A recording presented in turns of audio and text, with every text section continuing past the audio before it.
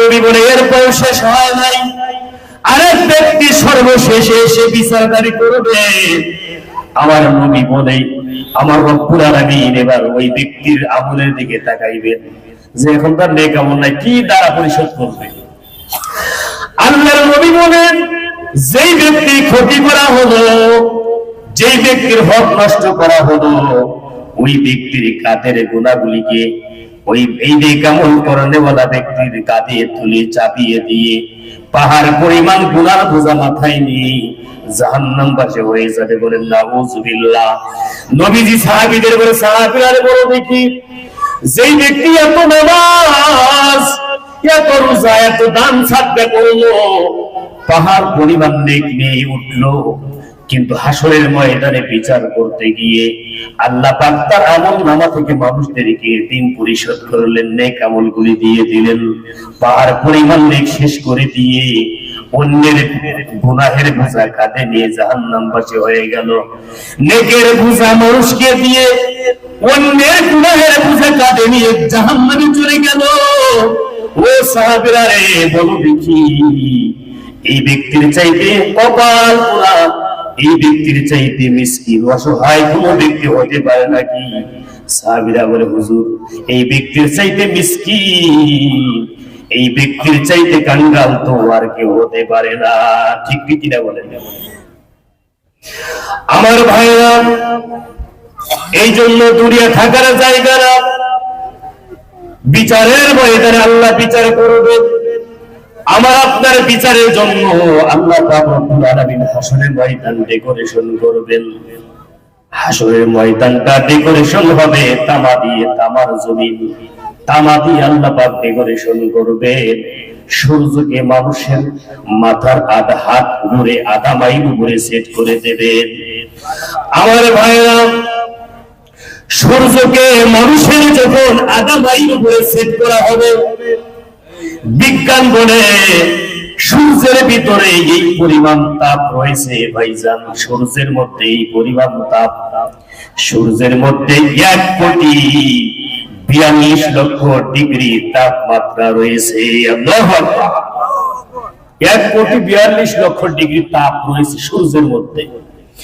বিজ্ঞান বলে কামার যারা বিভিন্ন সাবুন তৈরি করে, লোহা দ্বারা যখন তৈরি করে, যেই পরিমাণ হিট তারা কামার এই ব্যবহার করে তার কর্ম সম্পাদন করে, যেই পরিমাণ হিট দিলে একটা সাবুন তৈরি করতে পারে, যেই পরিমাণ হিট দেওয়ার পরে একটি পটি বানাইতে পারে, এই পরিমাণটা হলো বিজ্ঞান বলে 1500 ডিগ্রি।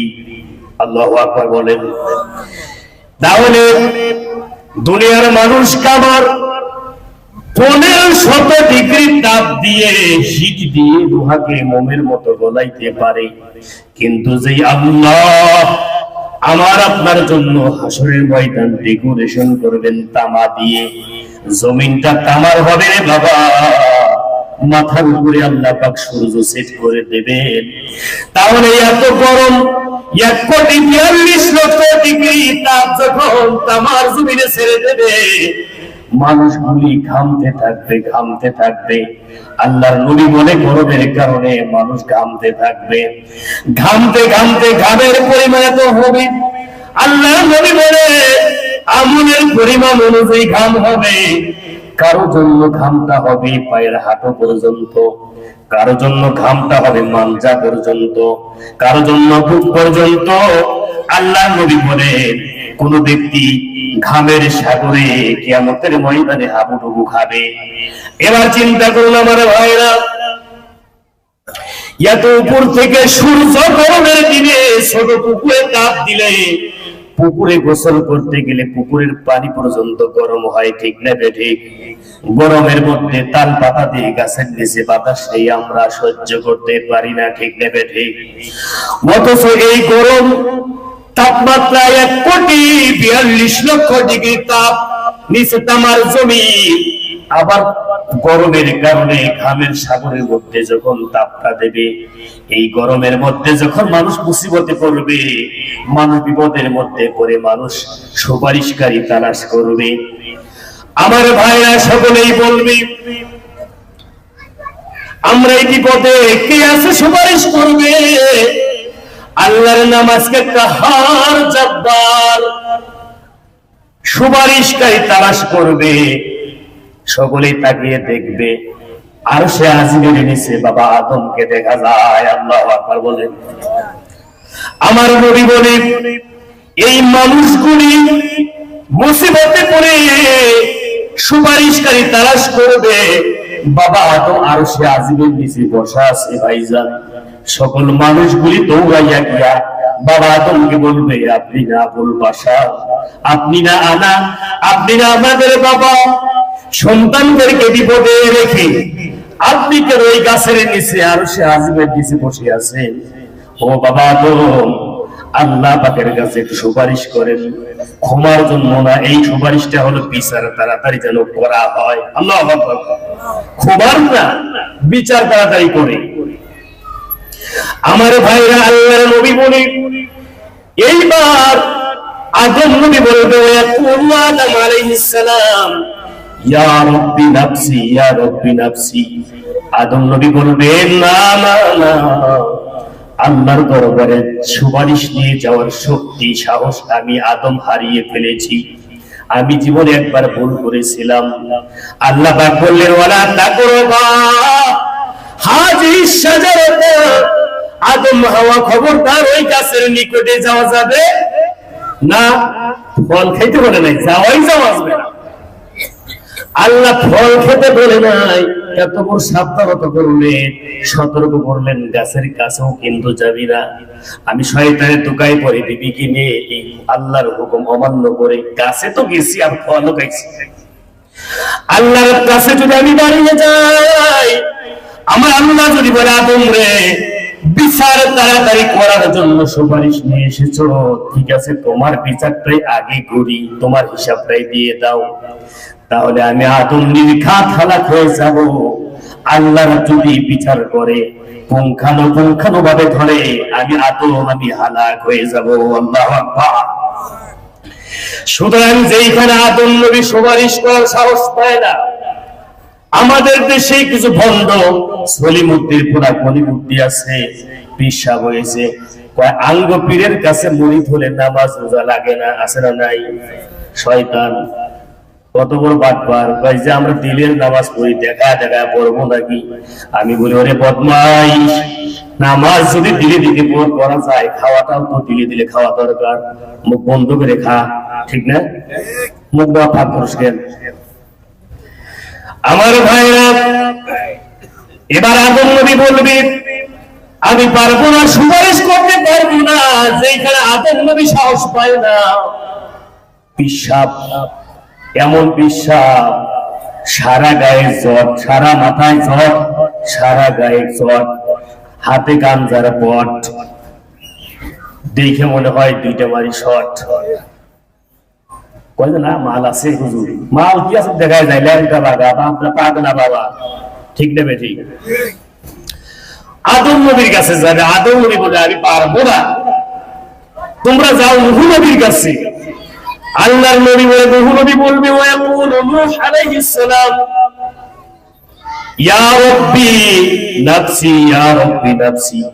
নবী বলে, নূহ নবী বলবে, ইয়া রাব্বি নাফসি, নিজের কথাগুলোই শুধু বলবে, বলে আমি পারবো না।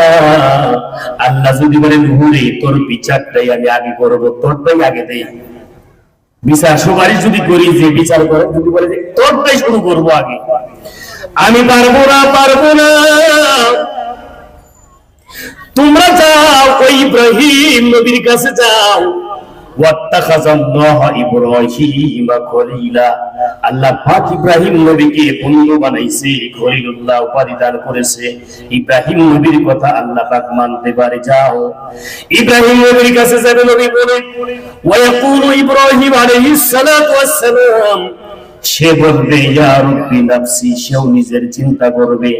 আল্লাহর কাছে যদি বিচারের সুপারিশ নিয়ে যাই, আল্লাহ যদি বলে, ইব্রাহিম তোর বিচারটাই আগে করি, আমি পারবো না। আমি ইব্রাহিমকে যদি আল্লাহ ধরে আল্লাহর বিচারের জবাবদিহি করে আমি পাবো না।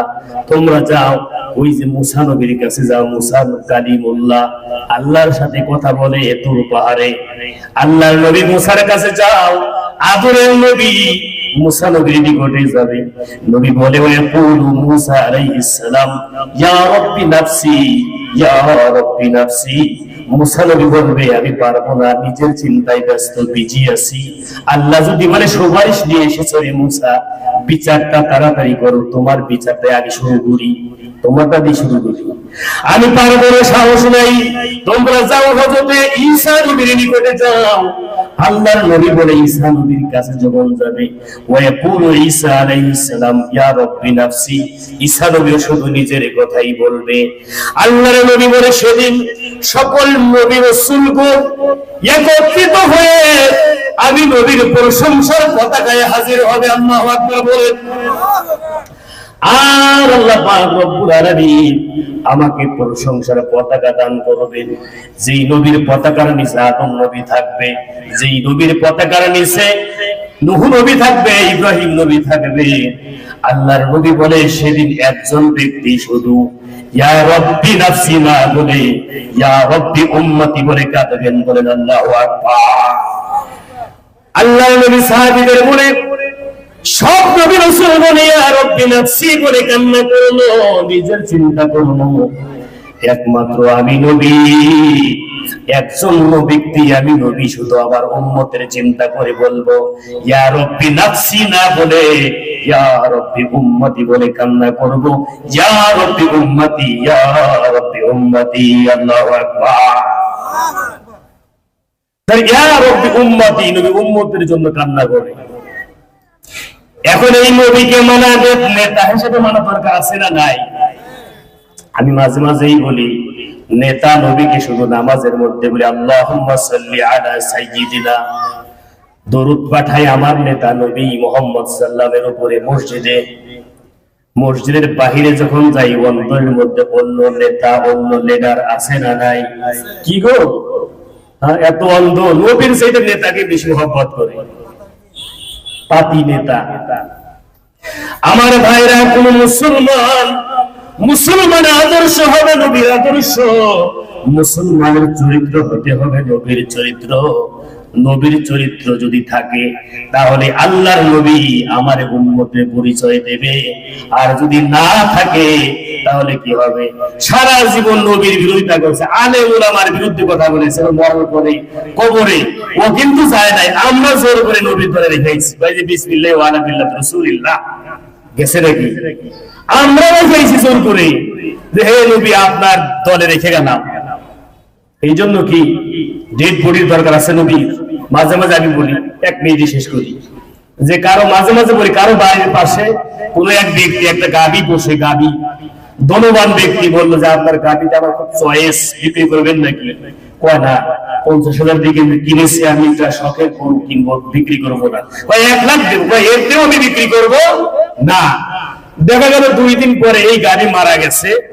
এখন এই গরিব ব্যক্তি মরা ডেড বডি নিয়ে গেছে ওই ধনী ব্যক্তির উঠানে, কয় যে ভাই 2 দিন আগে কিনতে এসেছিলেন 1 লাখ টাকা দিয়ে, বিক্রি করি নাই, এখন টাকা লাগবে না, এমনি ফ্রিতেই ডেড বডি রেখে গেলাম, উঠানে দেন।